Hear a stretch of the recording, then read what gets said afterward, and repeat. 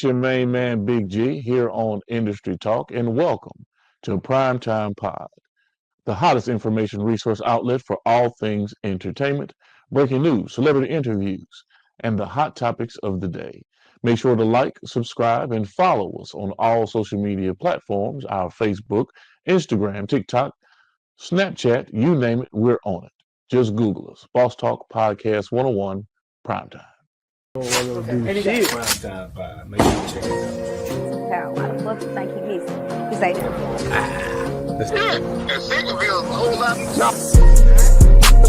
Now I'm not trying to get a little messy with you. Time is money. They go trap.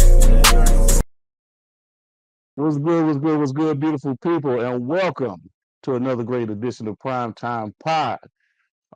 Look, y'all, got a special individual in the building. He definitely don't need no introduction. He's already a part of the Boss Talk family, but this is my first time touching base with this brother, Mr. TYE Harris. What's going on, Ty? What's going on? Man, look at here, bro. When E called me and said I need to sit down and chop it up with you, he said I need to go look you up and find out what's really going on. Man, stop playing with these people, bro. Talk to me. Talk to me. Stop playing. Look, let me back up. Before I do it, let me let the people know who you are. Let's get into that part of it first. Because if I jump into bars and avenues, For sure. if I jump into For sure. Yeah. Look, so we ain't gonna do this yet. You see what I'm saying? I feel you. Man, look here. You're cold, bro. But I just need to let the people know who you are. So where you from? Appreciate you. TYE Harris from Oak Cliff, Redbird and Hampton, 75232. Oh, you out there in Killerville. You in Oak Cliff. No. We on the good side. I like to call it the good side. I know we got some killers over yonder, but we the good side. We the good side. Okay, so where'd you go to high school? I went to the infamous David W. Carter. David W. Carter. Yeah, Okay. the Friday Night Lights, the bad school. That's where I went. Yeah. Okay, but they produced some champions though. Yeah, for sure. Okay. Now this is the crazy thing.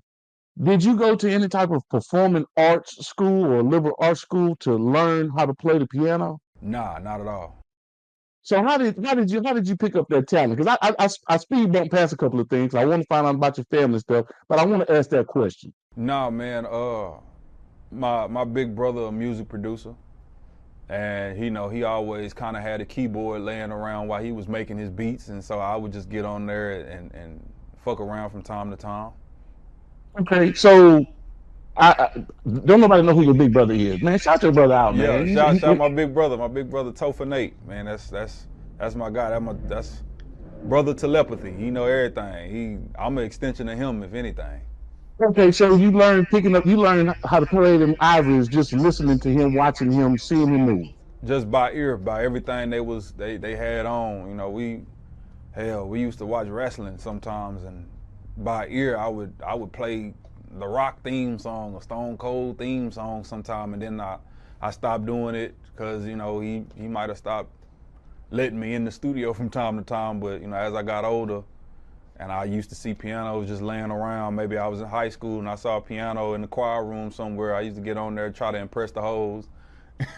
And in adulthood, I just got to it and was like, I can make something. I put something with something and make something. So when you were in high school, what picked up the passion? Where did you find the passion with the music outside of watching your big brother? Where did the passion come from? Because you in high school, you're going through adolescence and everything. Were you an athlete or anything? I was. I hooped. I was a basketball player. Okay, so you played ball. Yeah. Oh man, yeah. I needed another elective. I needed another elective so I could pass my classes so I could hoop. And hell, it was this one bad soprano.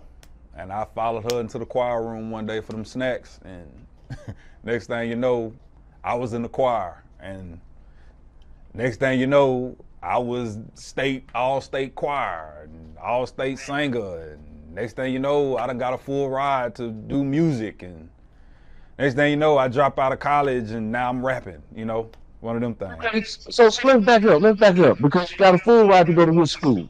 Which university? Abilene Christian University.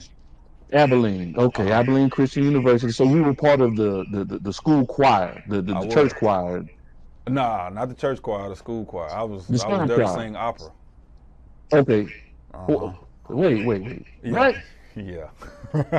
I Man, back up, man. Back up, yeah, man. Back yeah, up, man. man. You Yeah. say opera I did, yeah, opera. like the Italian dude, Italian, you know, German, all of them. Like John, opera. Yeah. so you really can reach down there and pull it out. I never finished school, but I got some technique about myself. Yeah. You got some, you know how to breathe then. I diaphragm. Diaphragm. Okay. All right. So what was it like with that experience, learning the different phases of how to really sing, train your vocal cords, breathing techniques, coming through college, because you had to learn all of that.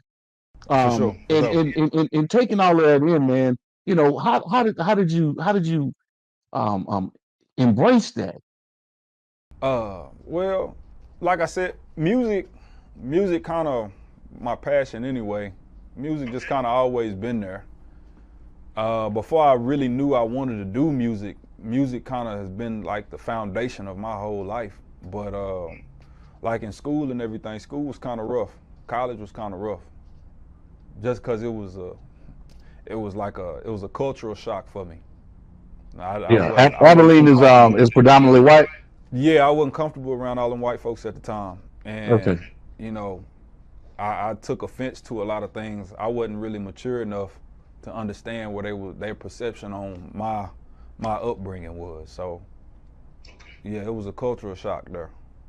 And so was that one of the reasons why you left college, or was it something else that drove you away from the school? Crazy thing, I failed my piano class Stop. on my life. Okay, did you fail because you were playing by ear, or did you fail because you couldn't read sheet music? I know a little bit of music theory, but I definitely failed. Probably wasn't applying myself. It was probably just a combination of the culture shock in school, along with the I probably wasn't prepared to be in school. Period, because of where I was coming from. I don't want to talk too much shit about David W. Carter, but I don't think the Dallas Independent School District prepared me for for college, and I just kind of fell by the wayside. Okay, let's speak on that. If you say in the high school was a major influence in not preparing you, Right. which steps at this point, and you know this because you went through it, which steps can we take to assist our charter schools, our independent schools, public school Definitely, systems? definitely, the public school system would possibly like Hmm. we definitely responsibility Hmm. and not just teaching, and I think we got to give our teachers a little bit more grace Okay. and on what they dealing with, especially in our public school system. Right. They go through a lot and they get the public school kids. Yeah. You know what I So mean? They don't get the kids on scholarship to go to private school. We get the public school kids right. that's on free lunch. You know what I mean? You talking about kids that's coming out the ghettos and Yeah, coming out of and impoverished although situations. although those kids from the ghettos are more than capable of doing anything, you know Correct. what I'm saying? It definitely is a different type of teaching that those Hmm. teachers got to do in Because order to they're get dealing with those. different and harsher environments. Those Yeah, kids are in coming order to get from them children ready for the next level. yeah, So yeah, yeah, yeah, and they're dealing with a low literacy rate. So you're dealing with kids that are coming to school that are just being passed through the school system, and they're not really learning how to read. and we're not even Um, talking. We're not even talking about behavioral. You got to get your yeah, kids in line behavioral wise in order to yeah. be able to teach them to a test. So Okay. yeah, that's So it's a little rough. so now that you made mention to that, how were you coming out of high school? Were you a roughneck? Were you running with your crew, or were you a choir boy, so to speak? I done did it all. I done went through You did it about all. 4, 5 phases of of being a kid. Like Okay, I done okay, been through all them phases where I tried to be a gangster, wasn't good at that. Tried to be a right, player, wasn't good at that. Class clown, wasn't really good at that. And then one day I right. just said, you know what? At some point, I got to try to get to college, and I just started doing all kind of shit. And next thing I got there, but academically I wasn't where I was supposed to be. Okay, so knowing that, because now you're at a point where you really matured, life has slapped you in the face, so to speak, Yeah, for sure, right? definitely. And you had a wake up call. Can you give me that moment or a moment in your life when that wake up call actually hit you and you were like, damn man, I really gotta do something to shape my life up. Bro, it was in school. It was at Carter. It Okay, was just okay. the start of it. It was the beginning of it. You know, in the beginning of everything, you know, you go through your mistakes. But I remember vividly, we was watching the first 48 episode, and one of the dudes that graduated before us was on there with someone that was in my class, and they was on first 48 for burning 2 bodies in the trunk of a car. And I remember that one stuck with me because they did it right in the neighborhood that we from, and that story, that first 48 story, stuck with us because they went to Carter, and then hell, the dudes that they burnt, I hooped against because they went to Lincoln, and I just remember just thinking like, if I don't do something, I'm gonna end up being in this nonsense my damn self. So how did that play on your psyche, man?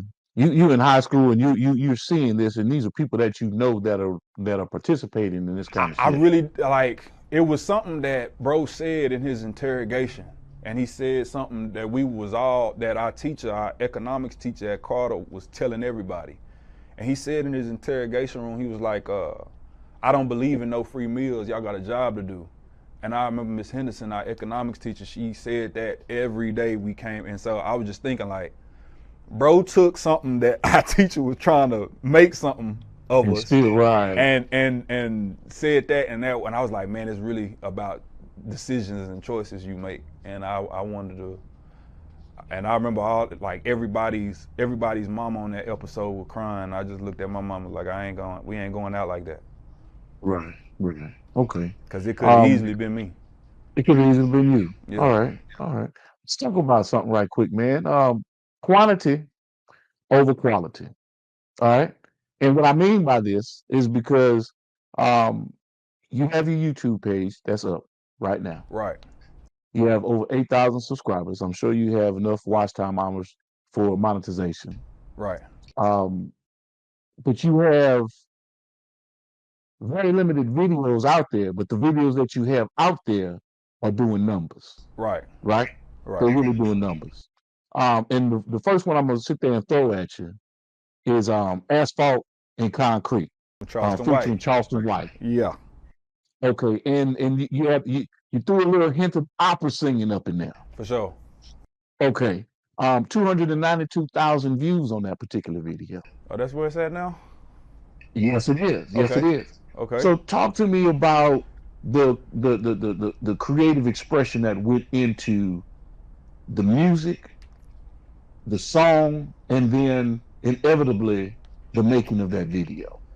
Well, I mean, first and foremost, as far as like quantity and quality is concerned, I need to do a better job of taking my YouTube a little bit serious. I take everybody else's YouTube serious, and everybody else is punching on YouTube except me. I'm stuck on Instagram and TikTok. You know, came up Mo3 video doing 1 million, I Done Swung Remix doing 1 million, and a lot of stuff in other platforms. I think I got like 3 YouTube pages, and I think I don't realize what's going on. But like I say, I'm more so, I deal with a lot of the art. Like we were getting ready to go into the production of, you know, the video.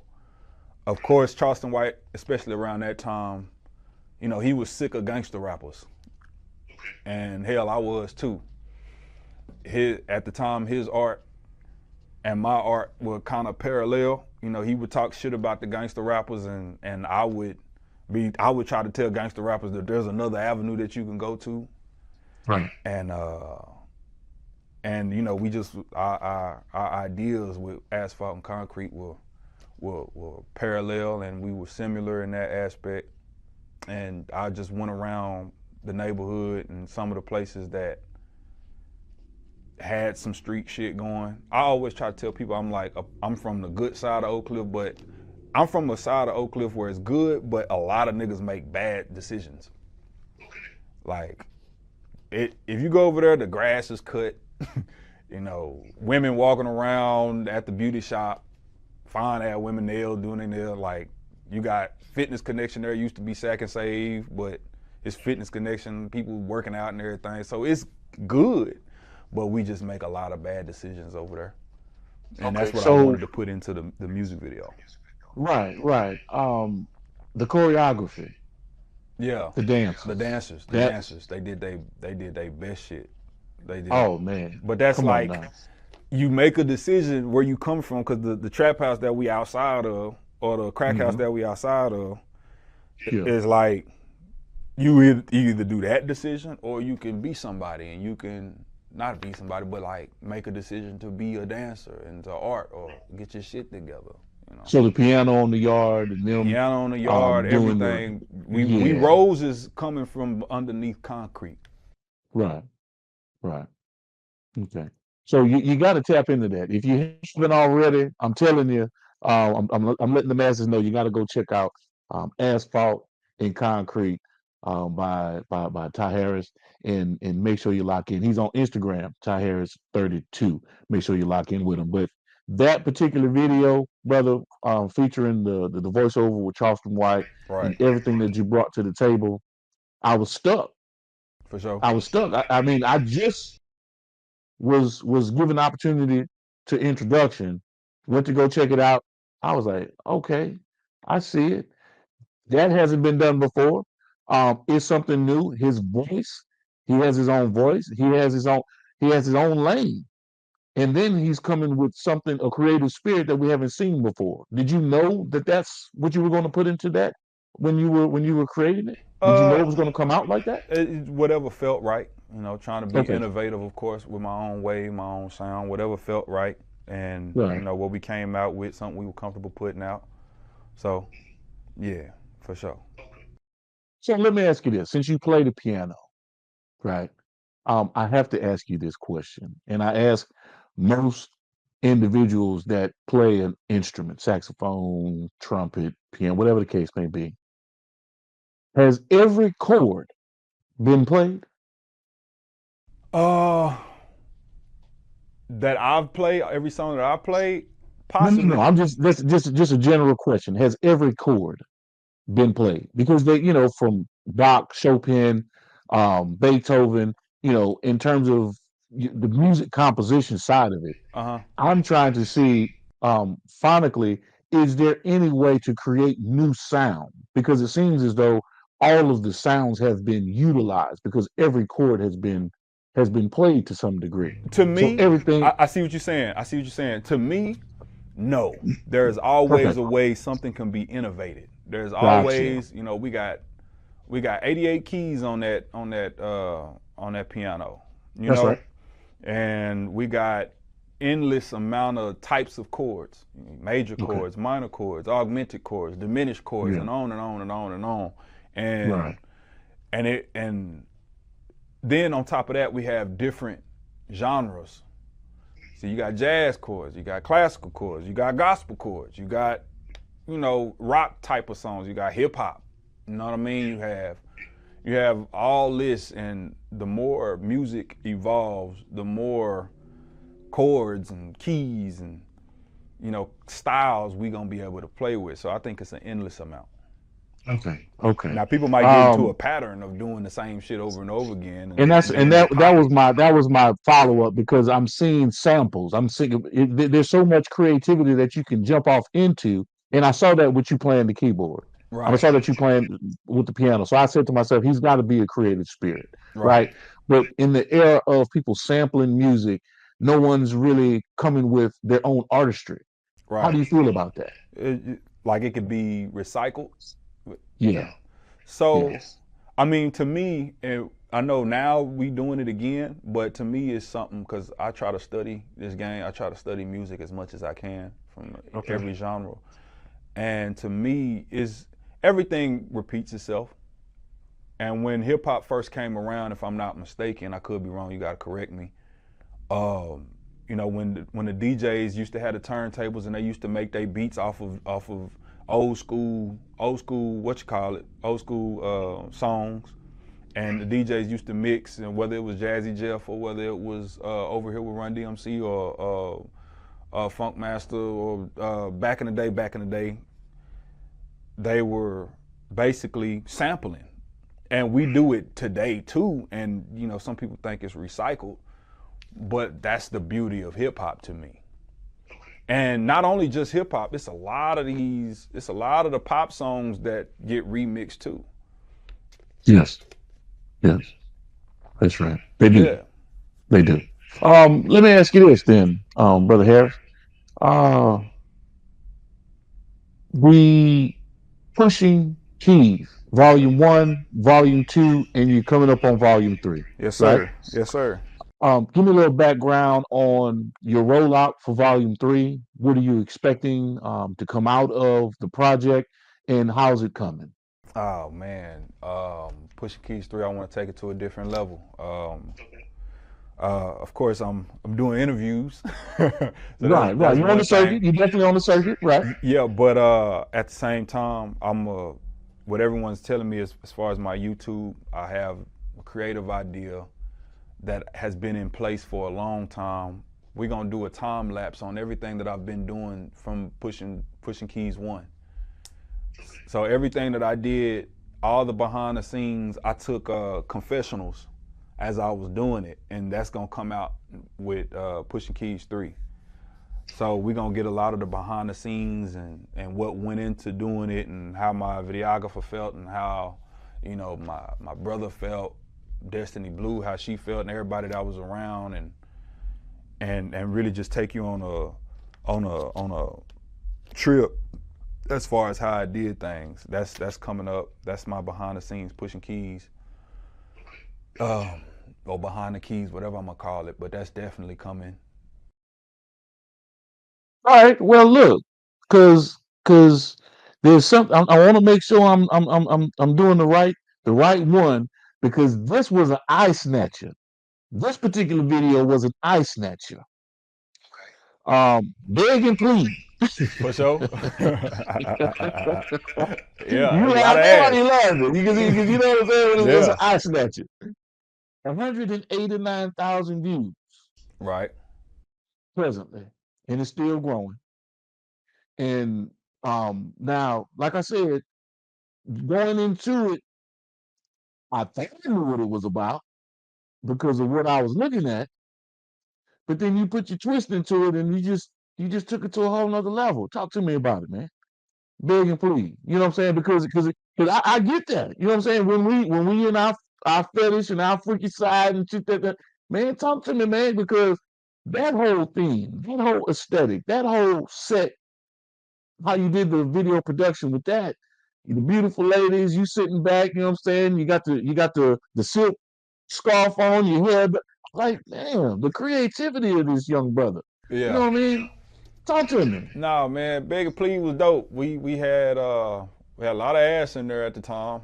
Yeah, I would agree. So that was always cool. But you know, we wanted to make something about, you know, teasing, especially in a world where, especially in our day and age, where it's you know, we don't leave nothing to imagination. I wanted to kind of slow things down and not just go straight to the fucking, but come back to anticipation. Yeah, let's slow it down. Yeah. Let's feel sexy before we get into the thick of it. Oh yeah, and it was definitely thick on screen. Yeah, you know, no pun intended, for sure. Beg and Plead, that's one of my babies for sure. I can definitely appreciate that video. So I knew I had to bring it up. But you know, I'm being funny about it. But like I say, man, the creativity, the song in itself, the whole composition of it was fire. It was dope, man. But let's talk about being emotionally unavailable. Because that was a cold cut too, man. That's relationship problems from a That's relationship, right? Yeah, that's yeah. right. That's right. You know, you know when a woman always trying to put some shit on you that they found out on the internet, they found a new phrase on the internet, and they was Uh-huh. telling me that I was emotionally unavailable. Well, you know what? Yeah, I am. Now what? Right. Let me tell you why I'm emotionally unavailable. If you really want to listen, so yeah, that's what emotion. Yeah. And so a lot of these experiences that you're talking about, and because people feel your music. I was feeling your music, listening to it. You know, it either might have triggered something that I had gone through, or an experience that I might have been in, or something along those lines. And I'm like, man, this brother is really touching um parts of me that only come out of people when they hear it in the music. Right. So where are you drawing all of this from, Brother Harris? Uh, Brother Harris is crazy, man. I'm back at Freedom Missionary Baptist Church, man. That's why, yeah. But no, man. Yeah, real life experiences, or I look at somebody else's experiences, what they going through. Uh-huh. Uh, you know, I've been saying this all day, but life or art mirrors life. Art mirrors real life. So, like whatever I'm going through at the time. Really my mama is the culprit to emotionally unavailable, because she be going through her shit too. And yeah. See, so this now this is, we're gonna segue into something else, because you know what I mean. You tell them straight up. You know what I'm saying. You're good looking nigga. You got your waves flashing. This that and that. You put your shit. I mean, I listen to Appreciate the it. music. You know what I'm saying. So Yeah, yeah. you really are. I don't want to call you a narcissist. You said that yourself in the music, but Okay. you know, um, you really have a lot of bravado and confident consciousness about yourself. Where does that come from? Oh man, you just now telling me that. You just now telling me that, man. That's something I ain't even. Nah, I think you know, if it has something to do with the music, Yeah. because outside, like in real life, I'm pretty cool. You know, I try not to do all that. But when it comes to the music, I'm really confident in my ability to make good music. Right. And when it comes to performing the music, I think when you turn that microphone and them cameras on, I get to become something different. I get to become, you know, something else, something that's probably already been deep down in there, but I just be trying to chill. Yeah. Yeah. Okay. Now I'm gonna bring you back, because um I I'm I just know how men are to a degree, right? Okay. So you have this major talent. All right, you know, you got athletes, they do their thing.